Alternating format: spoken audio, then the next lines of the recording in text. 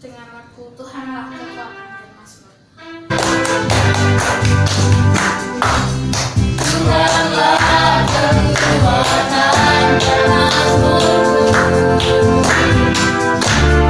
terkurung aku dan keselamatanku. Hanya padamu hatiku percaya, telah mendatang kota perlindungan. Ku mau selalu bersyukur setinggal padaku, takkan pernah berubah.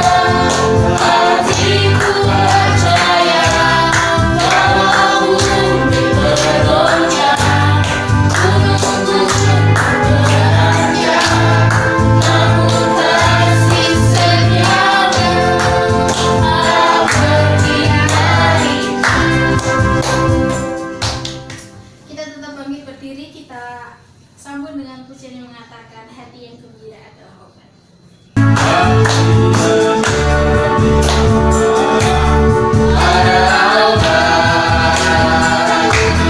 Seperti orang hati yang senang, tapi semangat berikan Tuhan. Hati yang gembira, Tuhan senang karena berkesudahan. Kasih setiamu Tuhan selalu baru rahmat-Mu bagiku. Hari menanti hari, tetap melihat kasih-Mu, tak pernah berakhir hidupku. Tuhan Yesus baik, sungguh amat baik, selama-lamanya. Tuhan Yesus baik, Tuhan Yesus baik, sungguh amat baik,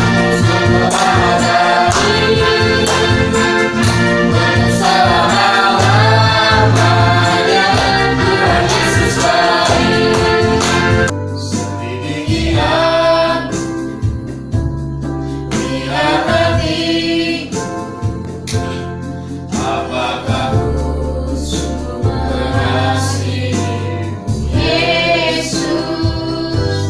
Tolonglah dan menilai hidupku, tak ada yang tersembunyi bagi-Mu.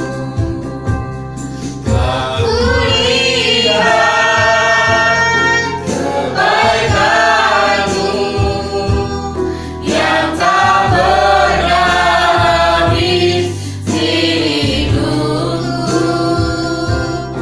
Ku berjuang sampai akhirnya, Kau dapati aku tetap setia. Filipi pasal yang kedua ayat 1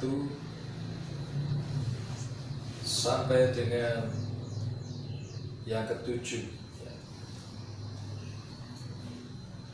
Demikian firman Tuhan, judulnya adalah nasihat supaya bersatu dan merendahkan diri seperti Kristus.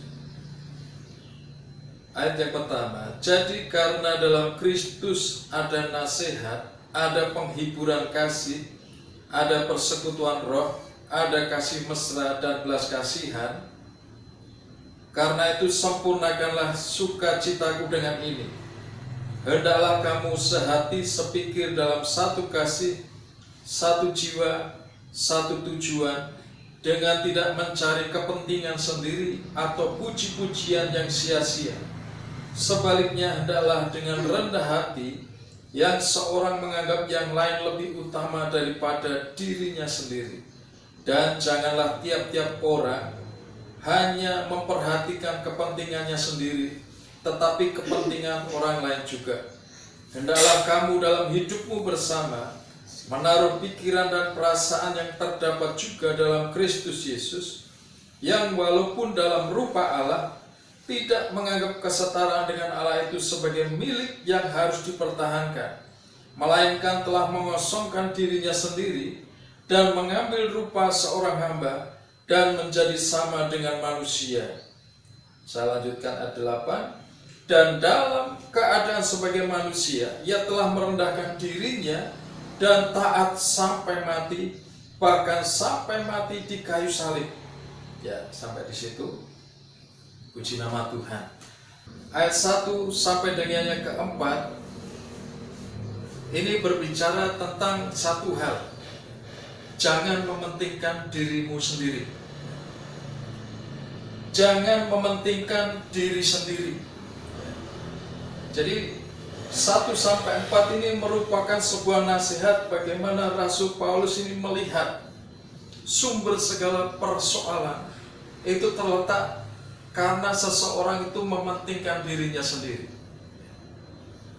Artinya, ketika seseorang mementingkan dirinya sendiri lebih dari apapun, maka yang berlaku itu seperti hukum rimba.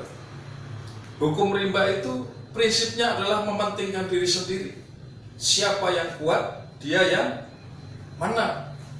Siapa yang kuat, ya, dia akan memakan yang lemah. Jadi semakin dia melihat hewan lain itu lebih lemah, maka yang kuat ini akan membunuhnya dan membuatnya menjadi makanan. Itu prinsip hukum rimba seperti itu. Tetapi bagaimana dengan kehidupan kita sebagai orang percaya? Sebagai orang percaya, kita tidak menggunakan hukum rimba. Yang kita pergunakan adalah hukum kasih. Sekali lagi saya tekankan, yang kita pergunakan adalah hukum kasih. Sehingga melalui ayat firman Tuhan ini kita belajar dari apa yang disampaikan oleh Rasul Paulus ini. Jangan mementingkan diri sendiri. Di sini dikatakan, jadi karena dalam Kristus ada nasihat, ada penghiburan kasih, ada persekutuan roh, ada kasih mesra dan belas kasihan. Karena itu sempurnakanlah sukacitaku dengan ini, hendaklah kamu sehati sepikir dalam satu kasih, satu jiwa, satu tujuan, dengan tidak mencari kepentingan sendiri atau puji-pujian yang sia-sia. Sebaliknya, hendaklah dengan rendah hati yang seorang menganggap yang lain lebih utama daripada dirinya sendiri. Dan janganlah tiap-tiap orang hanya memperhatikan kepentingannya sendiri, tetapi kepentingan orang lain juga. Jadi di sini ada sebuah nasihat yang begitu baik dan sebenarnya wajib kita lakukan. Ada sebuah nasihat bagaimana kita membutuhkan persekutuan, kita membutuhkan kasih, saling memperhatikan, dan hal itu tidak akan pernah kita peroleh atau tidak akan pernah kita dapatkan ketika kita tidak mau rendah hati. Ketika kita hidup di dalam kesombongan, di dalam tinggi hati, ya, merasa kita paling hebat, merasa kita paling sempurna, merasa kita paling pandai, ya, merasa kita memiliki segala-galanya, maka sebenarnya kita ini sedang menyombongkan diri kita. Nah, dalam kesombongan itu tidak mungkin kita akan mencapai prinsip firman Tuhan supaya kita saling memperhatikan, itu tidak akan pernah tercapai. Tetapi ketika kita rendah hati, kita sadari sebagai manusia, kita ini tidak sempurna. Saling membutuhkan, saling memerlukan. Dan semuanya itu hanya bisa dicapai ketika ada sebuah persekutuan, ada kasih di dalamnya. Amin. Artinya saling mengasihi. Nah, dari ayat ini kita perlu memperhatikan bagaimana caranya supaya kita ini rendah hati dan saling memperhatikan. Bagaimana caranya kita ini tidak melulu semuanya hanya untuk kepentingan diri sendiri, tetapi juga bagaimana kepentingan bersama itu kita capai. Kita saling memperhatikan, menghormati kepentingan orang lain juga. Bagaimana caranya? Caranya firman Tuhan memberikan nasihat kepada kita. Hendaklah kamu dalam hidupmu bersama menaruh pikiran dan perasaan yang terdapat juga dalam Kristus Yesus. Jadi harus kita ingat pikiran dan perasaan Kristus. Apa toh yang menjadi pikiran Tuhan Yesus? Yang menjadi pikiran Tuhan Yesus adalah bagaimana dia bisa taat kepada kehendak Bapa. Bagaimana dia bisa melakukan misi keselamatan itu. Bagaimana dia memikirkan kepentingan Bapa di surga, tetapi juga dia mementingkan kehidupan manusia yang berdosa ini. Tuhan memikirkan bagaimana caranya menyelamatkan manusia ini dari dosa. Yang kedua adalah perasaan. Jadi yang kedua adalah perasaan. Bagaimana Tuhan Yesus ini punya perasaan. Jadi perasaannya adalah perasaan bagaimana caranya dia bisa menyenangkan hati Bapa di surga. Dan yang kedua adalah perasaan bagaimana dia merasakan belas kasihan, kasihan kepada umat manusia yang dibelenggu oleh dosa ini. Rasa kasih itulah, perasaan kasih itulah yang membuat Tuhan Yesus ini mau merendahkan dirinya. Dikatakan di dalam ayat selanjutnya, yang walaupun dalam rupa Allah tidak menganggap kesetaraan dengan Allah itu sebagai milik yang harus dipertahankan, melainkan telah mengosongkan dirinya sendiri dan mengambil rupa seorang hamba dan menjadi sama dengan manusia. Dan dalam keadaan sebagai manusia, ia telah rendahkan dirinya dan taat sampai mati di kayu salib. Jadi bagaimana caranya kita bisa memiliki kerendahan hati? Kita bisa saling memperhatikan antara satu dengan yang lain. Firman Tuhan dengan jelas menyatakan kepada kita, biarlah pikiran dan perasaan Kristus itu ada dalam hidup kita. Kita menggunakan pikiran Kristus, perasaan Kristus. Jadi sebagai manusia, pikiran itu menjadi sesuatu yang penting. Perasaan itu juga menjadi sesuatu yang penting. Kita bisa memikirkan orang lain, ketika kita itu rendah hati, ya kan? Kalau kita tidak rendah hati, tidak punya kasih, kita tidak akan pernah memikirkan orang lain. Yang kita pikirkan adalah bagaimana diri kita sendiri ini memperoleh sebanyak-banyaknya keuntungan. Orang lain menderita, terserah. Orang lain susah, bukan urusan saya. Orang lain mengalami penderitaan, ya terserah. Nah itu artinya mementingkan diri sendiri itu seperti itu. Tidak peduli. Orang yang mementingkan diri sendiri tidak punya kepedulian terhadap orang lain. Orang yang mementingkan diri sendiri tidak punya kasih kepada orang lain. Itu jelas. Tetapi ketika kita mau belajar kepada Tuhan Yesus, bisa Tuhan Yesus itu mementingkan diri sendiri? Bisa. Dia sudah enak-enak di surga sana. Kenapa harus susah-susah? Bisa dia berpikir, manusia ya terserah, ambil jalannya sendiri-sendiri, mau masuk neraka silakan. Itu kalau Tuhan Yesus mau mementingkan diri sendiri. Tetapi firman Tuhan, ketika kita membaca Alkitab ini, kita menemukan bahwa Tuhan Yesus tidak mementingkan dirinya sendiri. Bahkan karena kasih, karena dia memikirkan bagaimana manusia ini bisa diselamatkan, bagaimana manusia ini bisa memiliki hubungan yang baik kembali dengan Bapa di surga. Dia rela mengalahkan perasaan. Perasaannya kalau disuruh menggantikan orang lain yang bersalah, wah itu secara manusia siapa yang mau? Ya kan? Misalnya ada salah satu di antara kita melakukan kesalahan, lalu kita melemparkan kesalahan itu kepada orang lain. Apakah orang lain itu akan menerima begitu saja? Orang lain akan berkata, loh itu salahku, bukan salahku. Aku tidak bersalah. Itu kondisi umum. Tetapi Tuhan Yesus tidak melakukan itu. Sekalipun manusia itu berdosa, menanggung akibat perbuatannya masing-masing. Tetapi karena dia merasa kasihan, belas kasihan, karena dia mengasihi umat manusia, dia rela mengosongkan diri, tidak menganggap kesetaraan dengan Allah itu sebagai milik yang harus dipertahankan. Tetapi dia mengasihi umatnya, ciptaannya.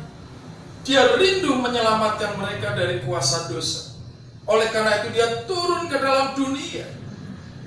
Jadi dari sini kita melihat mengapa Rasul Paulus menekankan supaya kita memiliki pikiran dan perasaan Kristus. Karena Rasul Paulus melihat Tuhan Yesus adalah teladan kerendahan hati. Tuhan Yesus adalah teladan kasih yang sempurna. Mengapa kita harus meneladaninya? Ketika kita menggunakan pikiran dan perasaan Kristus, kita akan melihat, oh saudaraku dalam kesusahan, aku harus menolong. Oh saudaraku itu sudah bersusah payah, oh aku akan membantunya. Oh saudaraku itu sudah melakukan sesuatu yang berat, okelah, aku akan berbagi tugas. Nah, ada kebersamaan. Di dalam kasih itu kita akan mendapatkan yang namanya damai sejahtera. Kenapa? Karena kita akan mulai saling menghargai antara satu dengan yang lain. Kita akan mulai saling mengasihi antara satu dengan yang lain. Dan di situ pasti satu hal yang saya bisa pastikan. Kita tidak akan pernah merugikan orang lain dalam bentuk apapun. Amin. Tetapi kita akan saling menopang, saling mendukung, saling menasihati. Dan itu semua terjadi ketika kita mau mempergunakan pikiran dan perasaan Kristus itu di dalam hidup kita.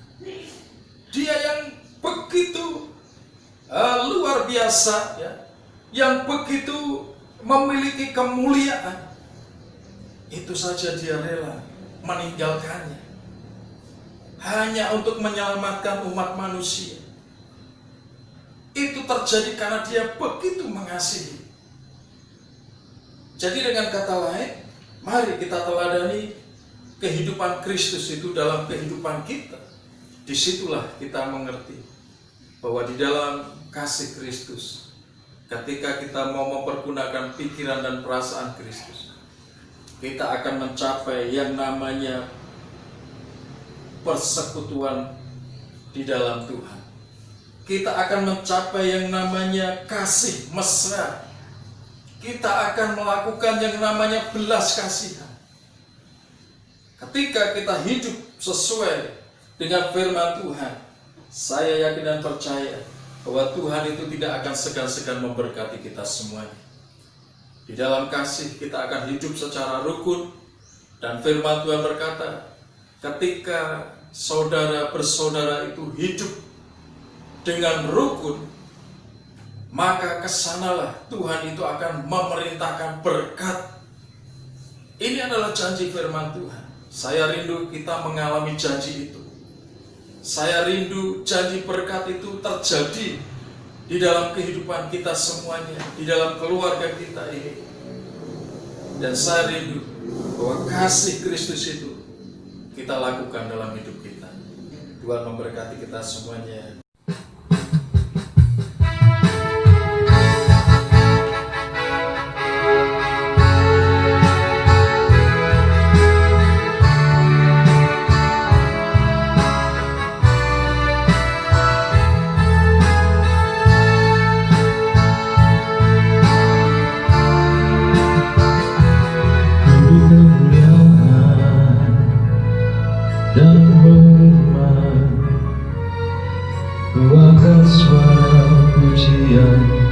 Kuagungkan namamu, beri kemuliaan dan hormat. Ku angkat suara pujian, Ku adukan namamu sebab kau besar, perbuatanmu ajaib, tiada seperti engkau, tiada seperti engkau sebab kau besar, perbuatanmu ajaib, tiada seperti engkau, tiada seperti engkau.